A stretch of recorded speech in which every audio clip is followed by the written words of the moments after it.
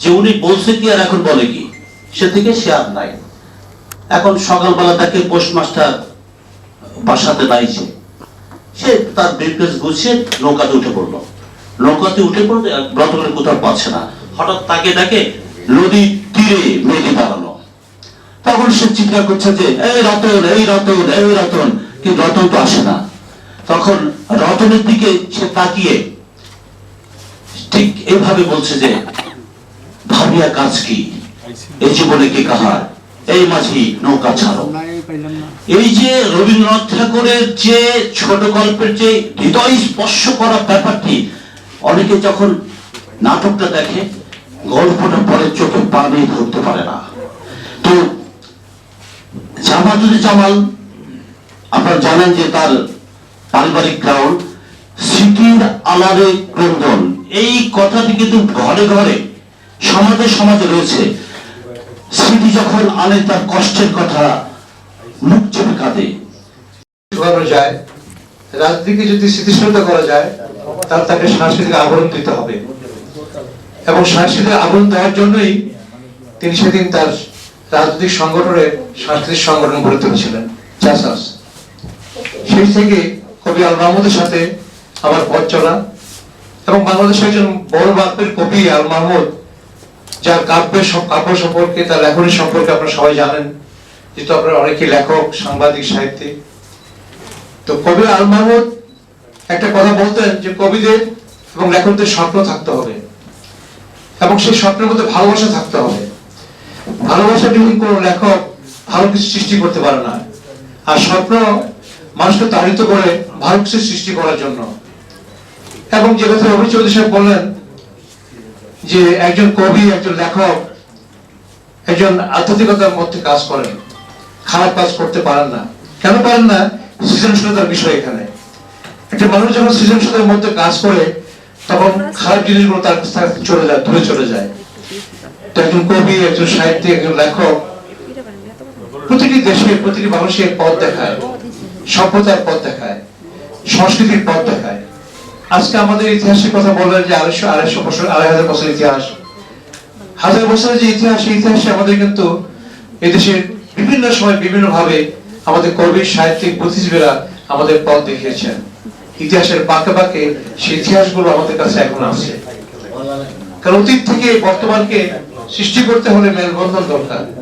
এই মেলবন্ধনের কাজটা করেন আমাদের কবি, সাহিত্য, হ্যাঁ, প্রীতিলতা সূর্য সেন বলেন, হাজী শরীয়তুল্লাহ বলেন, আবার আমাদের তিতুমিরের কথা বলেন, হ্যাঁ, এই সকল ফরাজি আন্দোলনের কথা বলেন। এইসব আমাদের ইতিহাস, গর্বের ইতিহাস। আমাদের ইতিহাসগুলো কিন্তু আমাদের গর্বের এবং অহংকার ইতিহাস, কিন্তু এই জেনারেশন ইতিহাস সম্পর্কে খুব বেশি জানে না। জানানোর কারণেই আমরা এই বই পড়া ভুলে গেছি, আমরা পড়তে চাই না, ফেসবুকের মধ্যে আমরা থাকতে চাই, মোবাইলের মধ্যে। যে কারণে যে কথা রানা ভাই বললেন যে আমরা মেলায় গিয়ে দেখি বাংলাদেশ থেকে 100 দর্শক গেলে 10 জনের হাতে বই থাকে, 90 জনের থাকে না। এটা খুব দুর্ভাগ্য। আর 21শে বই মেলা তো আমাদের জীবনের সাথে সম্পৃক্ত, আমাদের সংস্কৃতির সাথে সম্পৃক্ত, আমাদের জীবন, জীবিকা, আমাদের ভালোবাসা, আমাদের সবকিছুর সাথে জড়িত হয়ে আছে 21শে এই বই মেলা। কিন্তু দেখতে পারলাম না, এটা আমাদের দুর্ভাগ্য। আমাদের কবি, সাহিত্যিক, বুদ্ধিজীবী এবং আমাদের দেশের পাঠক সমাজ চাচ্ছিলেন যে একটা মেলবন্ধন মানুষের মধ্যে হোক, সম্পর্ক গড়ে ওঠে। 52 সাল থেকে যে সৃষ্টি, সেই সৃষ্টি আমরা এবার অভাব বোধ করছি। আমার মনে হয় যে আমাদের কবি, সাহিত্যিক, বুদ্ধিজীবী এই ব্যাপারে কথা বলতে হবে। যেমন আমাদের জামাল ভাই লিখেছেন স্মৃতির আড়ালে ক্রন্দন। কেন ক্রন্দনটা? কেন প্রতিটা মানুষের মধ্যে ক্রন্দনের কাজ করে, সে হয়তো প্রকাশ করে, কেউ প্রকাশ করে না। যার প্রকাশ ভঙ্গি ভালো, তারটি মানুষ গ্রহণ করে। কবি, সাহিত্যিকে কেন আপন ভাবে? আমি এখনো কবি আলমদের কথা আপন ভাবে এই কারণে যে আমার আপন মুরব্বীর চাইতে, ভালোবাসা মানুষের চাইতে সবচেয়ে ভালোবাসা মানুষ কবি আল মাহমুদ। তার কাছে অনেক কিছু আমি জেনেছি, শিখেছি। 24 ঘন্টা তার সাথে ফজল শাহাবুদ্দিন বলেন, কবি শামসুর রহমান সাহেব বলেন, আমাদের কবি সাহিত্যিকদের আড্ডা হতো, সেখানে আমাকে তিনি নিয়ে যেতেন। কারণ সে আমার সভাপতি ছিলেন, আমি তার থেকে সাধারণ সম্পাদক ছিলাম। সেভাবে খুব আদর করতেন, এবং তার বাসা আমার বাসার কাছাকাছি ছিলেন। কখনো তাকে অভাব কিন্তু তাড়িত করে নাই, অভাবে থাকতেন তিনি, অভাব কখনো তাড়িত করেন নাই। মানে আমার অসংখ্য বই আছে, আমার বইয়ের সাম্রাজ্যে আমি ডুবে থাকি। অভাব কাকে বলে আমি তো জানি না। আমার সন্তানরা বলে তোমার মাথার উপর ছাদ নেই কেন, কিন্তু আমি বলছি আমার তো বিশাল সাম্রাজ্য আছে, বইয়ের সাম্রাজ্য। এইটা আমার অহংকার, এটা যুগ যুগ ধরে এবং এই দেশের মানুষ এবং এই দেশের পাঠকরা সম্মান করলো। একটা কবির সার্থকতা শেখা নেই, লেখকের সার্থকতা শেখা নেই। জামালউদ্দিন ভাই আপনার দুই সন্তানকে সুন্দরভাবে মানুষ করেছেন, এটা প্রাউডের ব্যাপার। এটা অভিভাবক হিসেবে আপনি সফল, আর পরিবার পারিবারিক ভাবির সাথে যে সম্পর্ক সেটাও আপনি সফল। আর সামাজিক জীবনে আপনি সাংবাদিকতা, আপনার লেখনী, আপনার চিন্তা ভাবনা মানুষকে তুলে ধরতেছেন। টাঙ্গাইলের যে মানুষ আপনি, আমি আপনার পাশে এলাকার মানুষ জামালপুরের, কিন্তু আমাদের জামালপুর টাঙ্গাইলের মানুষের যে কালচার, যে সংস্কৃতি, সে সংস্কৃতি আবার তুলে ধরছেন। আজকে দেখেন কবি আল মোহাম্মদের কবিতায় গ্রামীণ শব্দগুলো কিভাবে আসছে, নাগরিক সভ্যতার শব্দ আসছে, আবার গ্রামীণ সভ্যতা আছে।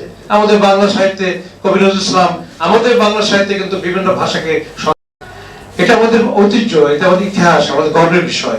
আজকে বাংলা ভাষা অনেক সমৃদ্ধ হয়ে গেছে। কলকাতা কেন্দ্রিক যে বাংলা ভাষার কথা আমরা বলি, আজকে স্বাধীনতার পর বা ঢাকা কেন্দ্রিক বাংলা ভাষার পার্থক্য সৃষ্টি হয়েছে। ঢাকা কেন্দ্রিক যে বাংলা ভাষা অনেক সমৃদ্ধ, আজকে কলকাতায় যে বাংলা ভাষার কথা বলে, আমাদের বাংলা ভাষা বাঙালিরা যে কবিরা সাহিত্য লেখেন অন্য ভাষায় তার কথা বলেন, এটা পার্থক্য হয়ে গেছে। পার্থক্যটা কিন্তু স্বাধীনতার জন্য। কলকাতার মানুষ কিন্তু ভাষার জন্য যুদ্ধ করতে পারে নাই, এই বাঙালিরা যুদ্ধ করতে পারে নাই, হিন্দি ভাষার সাইনবোর্ড এখন ব্যবহার করতে হচ্ছে। আর আমরা আমাদের পূর্বসূরীরা 52 সালে ভাষার জন্য রক্ত দিয়ে আমাকে বাংলা ভাষাকে আন্তর্জাতিক মাতৃভাষা প্রতিষ্ঠা করেছিলেন। এটা আমাদের অহংকার, গর্ব। এই গর্ব নিয়ে আমাদের আসতে হবে। 71 আমাদের গর্ব, এই গর্ব নিয়ে আমাদের থাকতে হবে। 90 আমাদের গর্ব, আমরা স্বৈরাচার শাসন ব্যবস্থা সবকিছু উলটপালট করে দিয়েছি। যে কথাটা ভাই বলেছেন, শ্যামা হাসান ভাই বলেছেন, নামুল ভাই, যে আমাদের জামাল সাহেব উনি যে রাজনীতি করতেন তার মধ্যে দর্শন কাজ করেছে। একটা শ্রেণী বিন্যাসের যে ষড়যন্ত্র বাংলার বিভিন্ন জায়গায় আছে, সে শ্রেণীর বিরুদ্ধে উনি লড়াই করেছেন, শোষণের পক্ষে উনি লড়াই করেছেন। তার জীবনের দর্শন কাজ করে, লেখার মধ্যে সেই দর্শন প্রতিফলিত হয়। একটা মানুষের জীবনে যদি দর্শন থাকে, তার লেখা কর্মকাণ্ড, তার চিন্তা ভাবনায় সেই জিনিসগুলো প্রতিফলিত হয়। জামালউদ্দিন ভাইয়ের জীবনেও সেই জিনিসগুলো প্রতিফলিত হবে। আমি মনে করি আজকে যারা আমরা এখানে উপস্থিত আছি, তাদের সবাই মাথা মাথা চিন্তা করতে হবে, আসেন অতীতে যে আমাদের অহংকার গুলো আছে, আমাদের গর্বের বিষয়গুলো আছে, এগুলো আমরা আজকের এই জেনারেশনে তুলে ধরি। এই জেনারেশন থেকে মোবাইল ভক্ত হয়ে গেছে, এই জেনারেশনকে পাঠকের মধ্যে আনতে হবে, লেখাপড়ার বই পাঠকের অভ্যাস করতে হবে। আজকে যদি আমরা পাঠকের অভ্যাস করি, যেমন 1 তারিখে বাংলা একাডেমি শুনলাম একটা প্রতীকী বই মেলা হবে, আমার মনে হয় এখানে আমার যাওয়া উচিত। প্রায় 50টি প্রকাশনী সংস্থা সেখানে কাজ করবে। এইভাবে প্রতীকী বই মেলা করে তো আমরা কাজ করতে পারি। কাজে একটা বাংলা একাডেমি ডিজিকেও বলেছি, আমরা বিভিন্ন উপদেষ্টাকেও বলেছি যে 1 তারিখ কেন হবে না, নির্বাচন যদি হতে পারে বাংলাদেশে, 1 লক্ষ সেনাবাহিনী যদি মজুদ থাকতে পারে, একটা বাংলা একাডেমি এরিয়ার মধ্যে আমরা বই মেলা কেন পাবো না?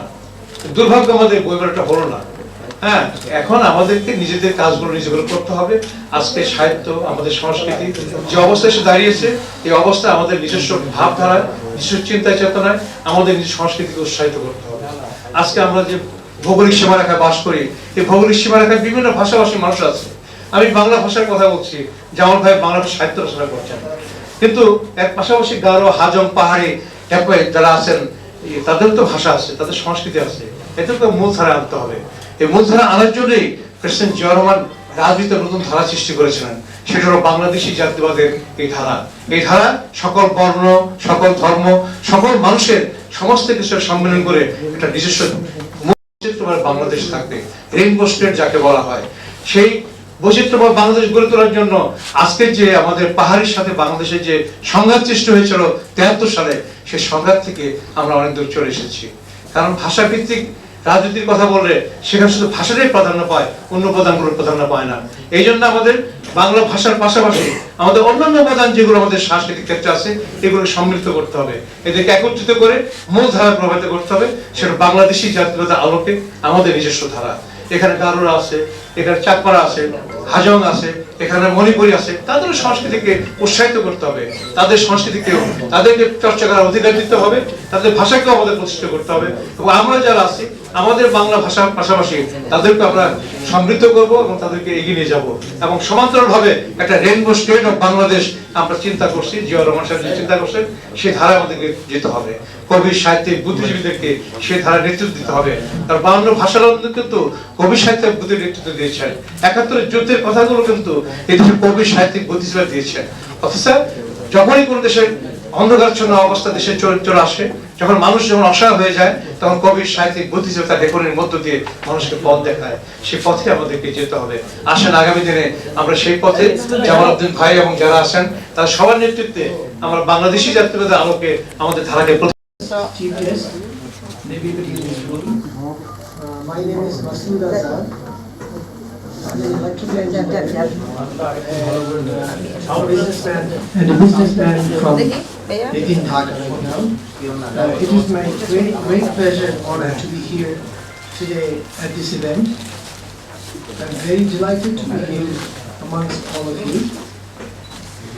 Jamaluddin Jamal uncle is a good friend of my mother and my father, and I have known him over 3 decades. So he's a very talented and hardworking journalist. He's a good father to 2 daughters and a responsible husband to his wife. He has an artistic mind and a romantic heart for sure. That's why he's able to write all these beautiful novels.